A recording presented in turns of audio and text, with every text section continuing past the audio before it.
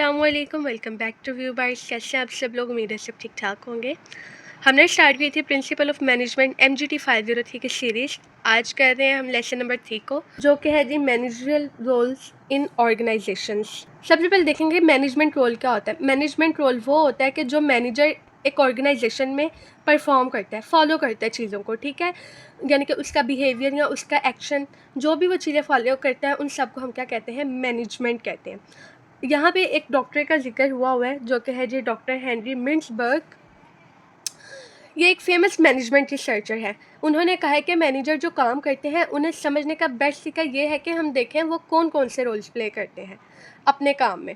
Management roles का मतलब होता है वो डिफरेंट कैटेगरीज ऑफ बिहेवियर जो मैनेजर अपनी जॉब में परफॉर्म करते हैं। जैसे हमने पढ़ा था, पोल का पढ़ा था ना हमने, प्लानिंग, ऑर्गेनाइजेशन, लीडिंग, कंट्रोलिंग, ये सारा क्या आता है? ये मैनेजमेंट में आता है। इसको हम मैनेजमेंट कहते हैं। सबसे पहले यहाँ पे हमें कुछ रोल्स शो हो रहे हैं जो हमें डॉक्टर मिंट्सबर्ग ने इंट्रोड्यूस करवाए थे। उनमें फर्स्ट वन है इंटरपर्सनल रोल। इंटरपर्सनल रोल का मतलब है वो ड्यूटीज़ या वो रोल जिनमें मैनेजर लोगों के साथ डील करता है, चाहे वो ऑर्गेनाइजेशन के अंदर हो और चाहे वो ऑर्गेनाइजेशन के बाहर हो। उसके बाद आता है जी इंफॉर्मेशनल रोल। इंफॉर्मेशन रोल में ये होता है कि मैनेजर इंफॉर्मेशन को इकट्ठा करता है और आगे इंफॉर्मेशन पहुंचाता है। और साथ ही साथ आता है डिसीजन रोल, जहाँ पे वो कोई भी मसला हो तो उस चीज़ का डिसीजन लेता है। उसके बाद अगर हम मज़ीद डिटेल में चलें तो इन 1960 में हेनरी मिंट्सबर्ग ने कंक्लूड किया था कि manager total 10 different roles perform करते हैं, लेकिन ये सब रोल एक दूसरे से रिलेट करते हैं, इंटरकनेक्टेड हैं, ठीक है।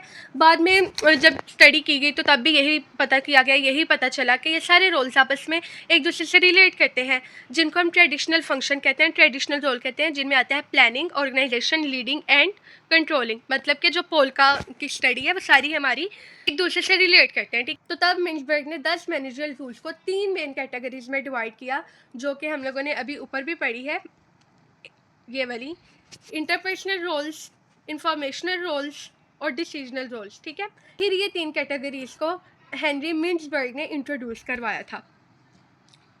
अब हम देख लेते हैं इनके आगे, तकरीबन प्रॉपर एक डिटेल है इनकी पूरी।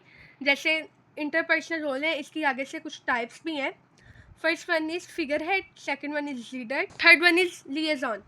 फिगर हेड में क्या चीज़ बताई गई है? फिगर हेड में बताया गया है कि figure head perform symbolic legal और सोशल ड्यूटीज़। मैनेजर कंपनी का सिंबल या रिप्रेजेंटेटिव होता है, ठीक है। जैसे मीटिंग अटेंड करता है, विजिटर को वेलकम करता है या ऑफिशियल फंक्शन में शामिल होना, ठीक है। ये सारा क्या आता है? फिगर हेड में आता है। और ये किसकी कैटेगरी है? Interpersonal role. इंटरपर्सनल रोल हमने अभी पढ़ा था। इंटरपर्सनल रोल वो होता है जो मैनेजर बातचीत करता है या कोई भी डील करता है, ठीक है, अपने एम्प्लॉयज़ के साथ या ऑर्गेनाइजेशन के साथ, उसको हम कहते हैं इंटरपर्सनल रोल। उसके बाद आता है जी leader. Leader build relationship with employ and communicate with motivates and coaches them. Leader क्या करता है? अपनी टीम को गाइड करता है, मोटिवेट करता है और कंट्रोल करता है। देखिए इनमें वही चीज़ें आ रही है ना जो हम लोगों ने पोल्का में पढ़ी हैं। बस पोल्का में ये था कि वो थोड़ा ज़्यादा उन्होंने कहा एक्सप्लेन हो गया है, तो ये उन्होंने उसको 3 टाइप्स में बस इंट्रोड्यूस करवा दिया है। उसके बाद आता है जी the liaison. The liaison maintain a network of contacts outside the work unit to obtain information. Manager organization के अंदर और बाहर के लोगों के साथ कॉन्टैक्ट और कम्युनिकेट बनाए रखता है। उसके बाद जो हमारी सेकंड मेन टाइप थी वो थी जी इंफॉर्मेशनल रोल्स। इंफॉर्मेशनल रोल्स में क्या होता है? इंफॉर्मेशन रोल्स वो रोल्स होते हैं जहां मैनेजर का मेन काम इंफॉर्मेशन लेना, इंफॉर्मेशन को इकट्ठा करना और इंफॉर्मेशन को दूसरों तक पहुंचाना होता है। मैनेजर हर वक्त ऑर्गेनाइजेशन के अंदर बाहर से इंफॉर्मेशन लेता है, उसे समझता है और फिर आगे शेयर करता है और उन लोगों को भी समझाता है। मिंटबर्ग के मुताबिक इंफॉर्मेशनल रोल्स 3 टाइप्स के होते हैं, ठीक है। जैसे एक है जी monitor, डिससेमिनेटर, spokesperson. Monitor seeks internal and external information about issues that can affect the organization. Manager different sources से इंफॉर्मेशन लेता है, जैसे रिपोर्ट्स, मीटिंग्स और एम्प्लॉयज़ से, ठीक है, ताकि उसे ऑर्गेनाइजेशन का सब मैटर का पता रहे। जाहिर सी बात है, जब भी मैनेजर कोई इन्फॉर्मेशन लेता है तो वो एक मीटिंग से इन्फॉर्मेशन को इकट्ठा करता है, किसी रिपोर्ट की हेल्प से करता है या एम्प्लॉयज़ से बातचीत करके उसको इकट्ठा करता है, ताकि उसे ऑर्गेनाइजेशन के सब मैटर्स का पता हो कि ऑर्गेनाइजेशन में क्या हो रहा है। उसके बाद बात आती है जी डिससेमिनेटर। Disseminator transmits information internally that is obtained from either internal or external resources. Manager important information अपनी टीम के मेंबर्स तक पूछता है ताकि वो सही से डिसीजन ले सके। डिसेमिनेटर में क्या होता है जी, मैनेजर जो है सिर्फ अपनी टीम के जो मेंबर्स होते हैं ना उनसे इन्फॉर्मेशन लेता है ताकि वो इजीली आसानी से डिसीजन कर सके। वो पूरी एम्प्लॉयज़ या पूरी ऑर्गेनाइजेशन में जो मेंबर्स हैं उनसे किसी चीज़ की इन्फॉर्मेशन नहीं लेता।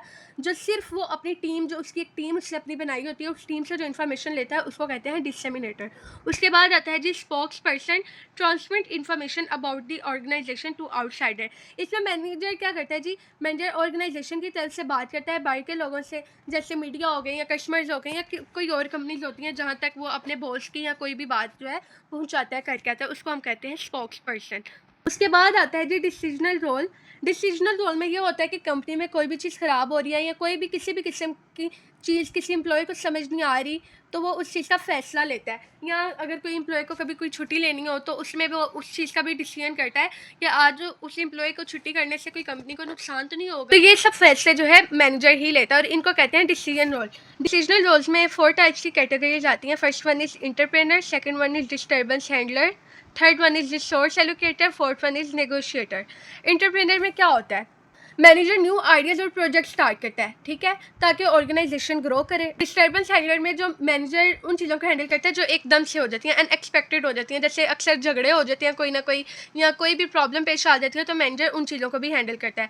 उसके बाद रिसोर्स एलोकेटर है, मैनेजर रिसोर्सेज को सही जगह डिस्ट्रीब्यूट करता है, जैसे टाइम अच्छे से मैनेज करता है, पे देखता है किसको किस हिसाब से देनी है, मनी को देखता है और फिर स्टाफ को भी देखता है, किस स्टाफ को क्या चीज़ देनी है, किस स्टाफ को कौन सी ड्यूटी असाइन करनी है, कौन सी ड्यूटी असाइन नहीं करनी।